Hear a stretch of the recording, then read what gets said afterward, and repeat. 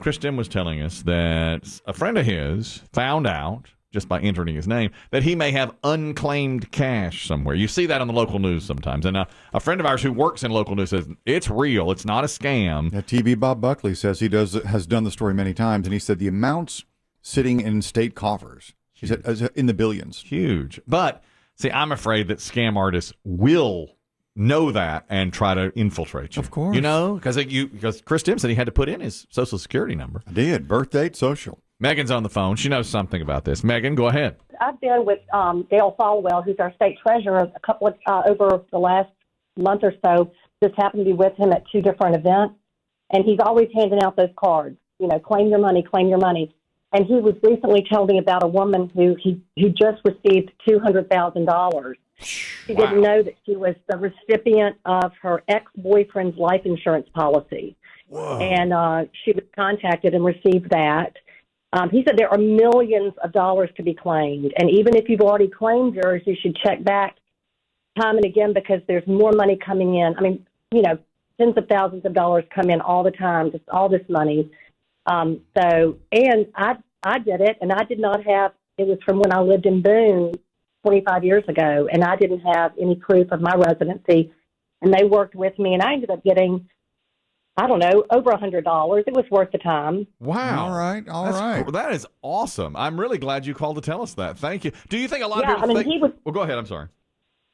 Oh, I was going to say, I believe he would want me to be making this call because he's always handing out those cards, and he said, this money's just sitting there. Mm-hmm. So, yeah. He said, there's one woman that I know. He said, I know her very well, but he, of course, didn't share her name. That has $20,000 that's waiting for her, and she thinks it's a scam, and she won't do it. I think a lot of people think that way. Of course. Yeah, we're conditioned. That makes sense. Thank you so much, Megan. Really appreciate it. Yeah. Well, go get your money. And that's for Chris Demm and Biggie. Go get your money if you think you're owed it. Enter your address? I did. You can go to I guess it's different for every state. But in this state, you can go in there and just put in your name and the city and your zip code. But see, I'm screwed. I want my money. Well, she said that she had somebody work with her that got the old address back and proved it somehow. But see, I wasn't. He was doing it under the table. Yeah, I wasn't ever on the. Oh, I see. You see, there's nothing that proves I live there. Well, and see, that's how I was when I did get scammed recently in a landscaping scam.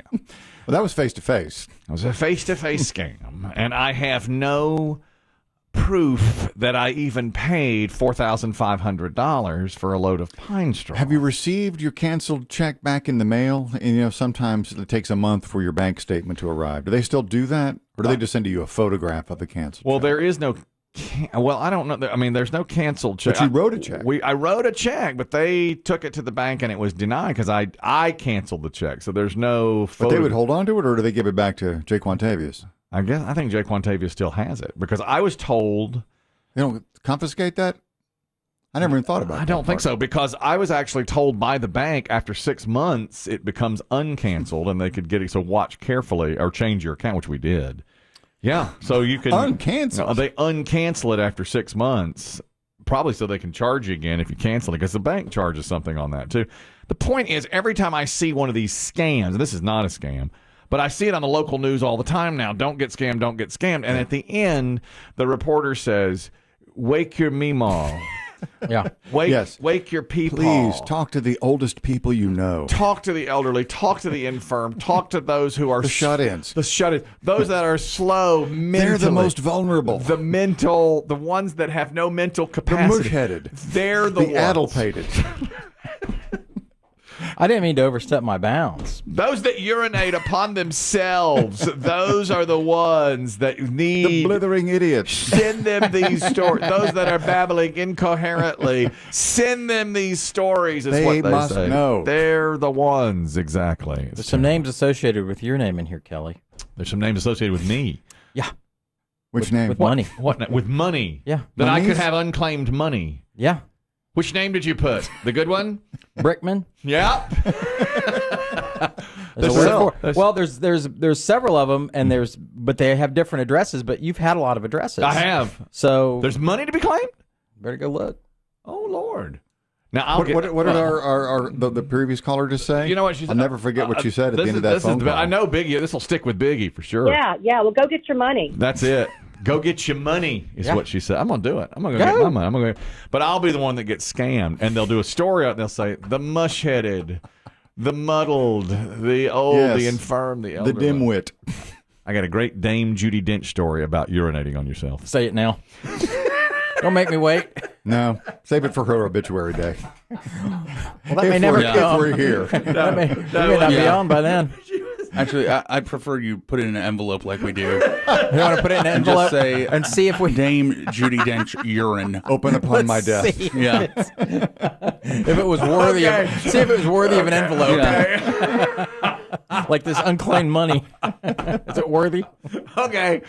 Put it in an envelope that I'll give you the article after the show I'll today. provide the envelope. When Dame Judi Dench dies, I'm going Whoever's left in this room. She may outlive us. I'm going to give you What's she clocked at right now? She's up in her mid-80s now, isn't she? I would Probably think. 85, 85. She's a tremendous actress.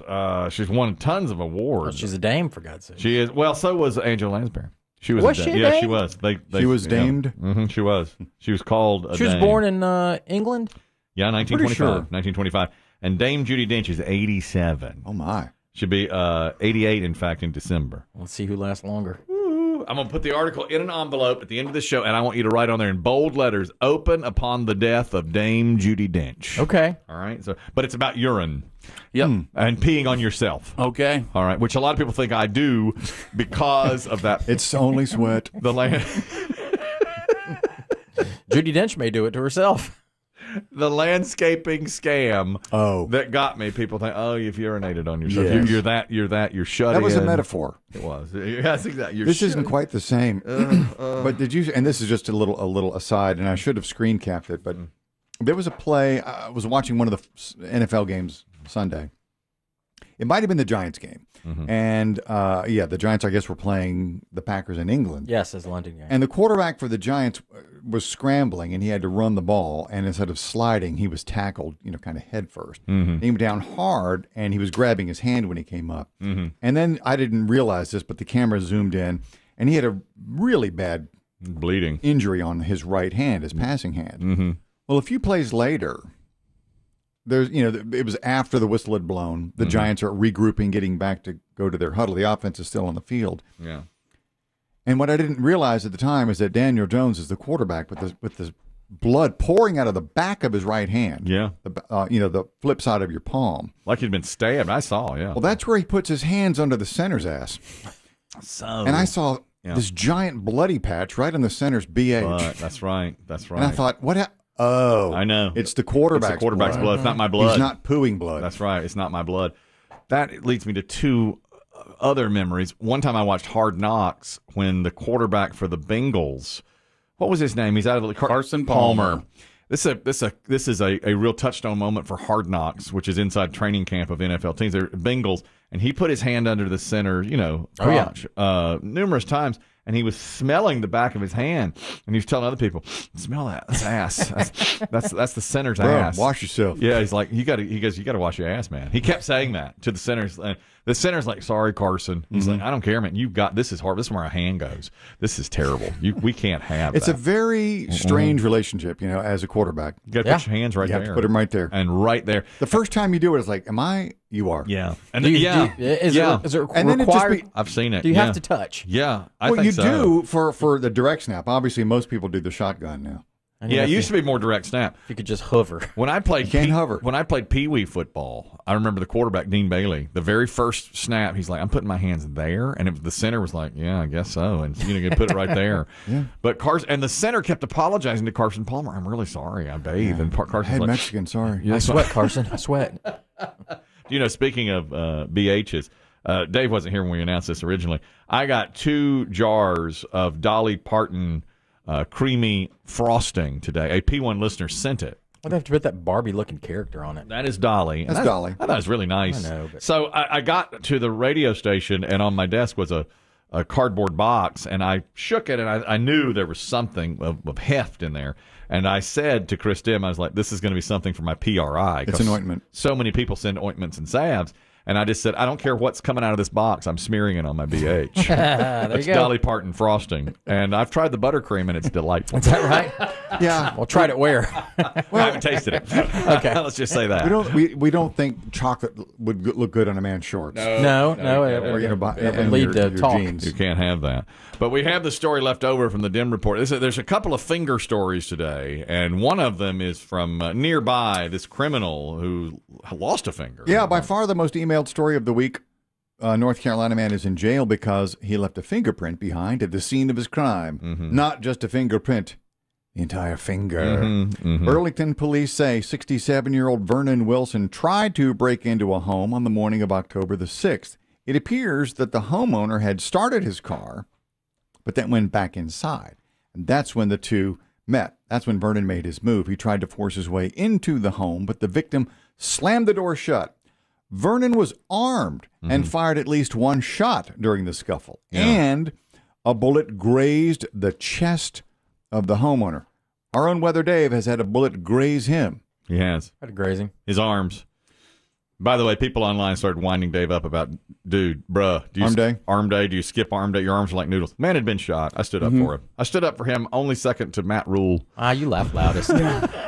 I stood up for Dave. I stood up for Matt Rule. But he never skips leg day.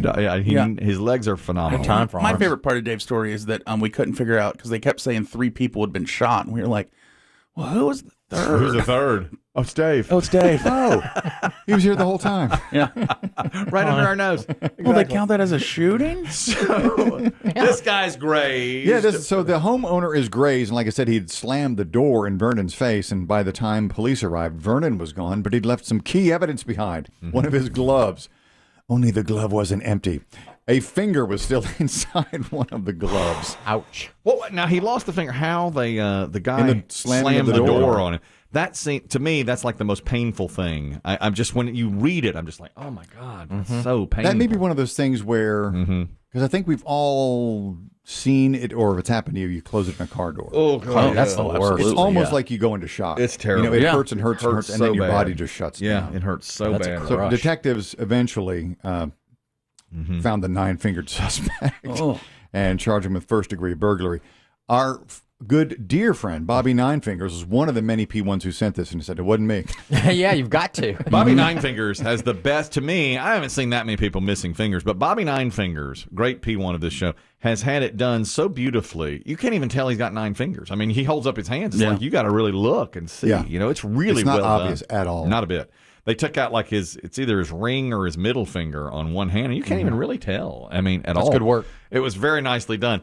This guy, do you think he thought for a moment, I got to go get that glove, my fingers in? Because they fingerprinted him. They got him. That's how they found him, you know? Do you think when they got there and he was bleeding from a stumpy finger that he said, I don't know what you're talking about. Did they OJ style put the glove on the hand? Don't fit. If the finger fits. That's what He's I was only got thinking. 4. This is about fingers also. A 56-year-old man, unarmed bank robber in Florida. He's a zero in the Heroes and Zeros segment.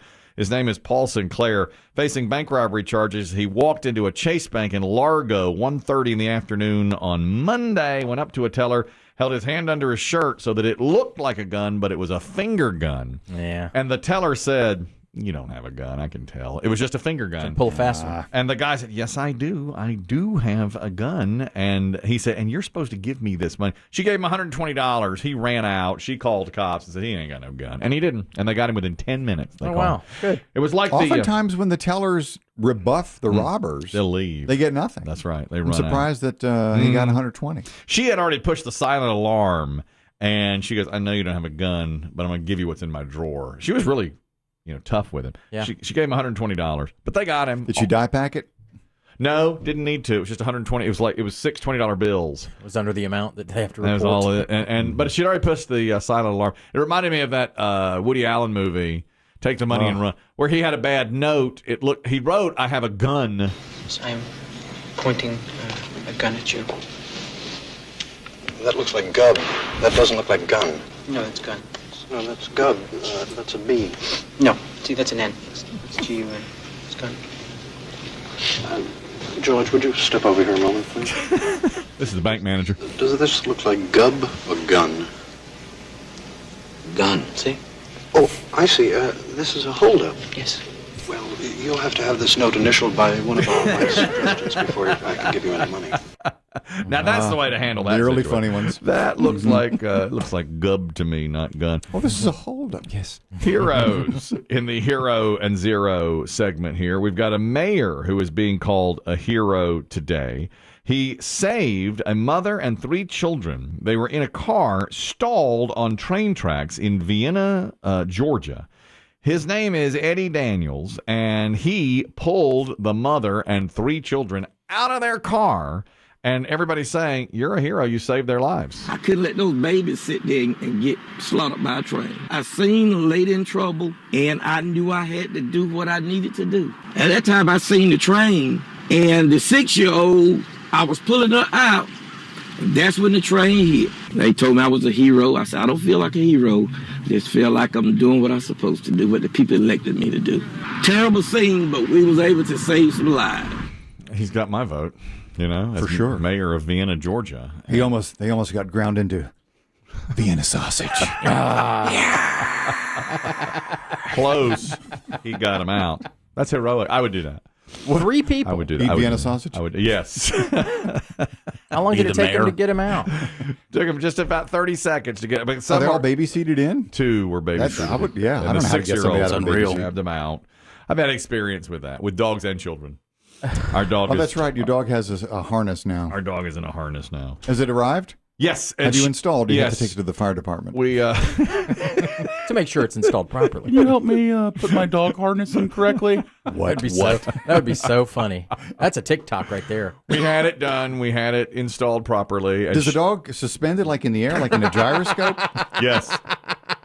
Yes. Just sort of hangs Like an midair? acrobat dog. Yes, and you can't even see the wiring. Like Cirque du Soleil? It's great. Spins and flips. She just flips her legs. She, it's wonderful. Like it's weightless. It's wonderful. She's weightless. Yes, like she's in the comet, the vomit comet. It's like she's in space.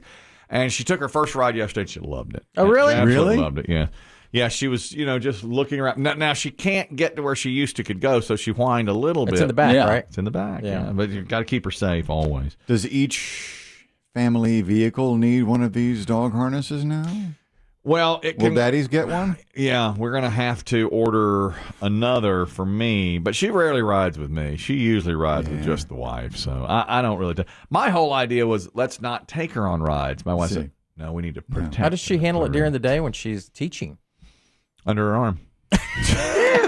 She's got a purse, bitch. Like the Queen's Corgis? Yeah, like the Queen's Court. We don't. She doesn't go anywhere without that animal. That animal goes where she goes. Oh, my poor wife is struggling so much right now. She's got a cold, so she's unable to tape her mouth shut at night. Otherwise, she'd smother. Oh, Lord. Wait, back up. Saw it last night with her. Explain. She tapes her mouth shut, as you know. For what purpose? Well, she developed a little bit of a snore, okay, and I alerted her to this, and I said, "You're sawing logs." a So little she bit there." Googled how to stop snoring. And this was a and TikTok. somewhere at the very bottom of the internet. All right, tape your mouth shut. Pretty much. Now, doctors say not to do it, but TikTokers say, "Oh yeah, do it. Do it." I mean, it helps. you. TikTokers also said put NyQuil in chicken. That's fact. That's fact. They fried chicken and NyQuil. They make baking soda, vinegar, Coca-Cola. They do all that stuff, which of course is not good for. And doctors said, don't do this. But she's been doing it for about, I'd say 6 months now. And she says it has stopped her snoring. And it's been a remarkable success, she says. But now she's got a cold. So last night she taped her mouth Because her shut. nose stuffed Up. So last night she taped her mouth up.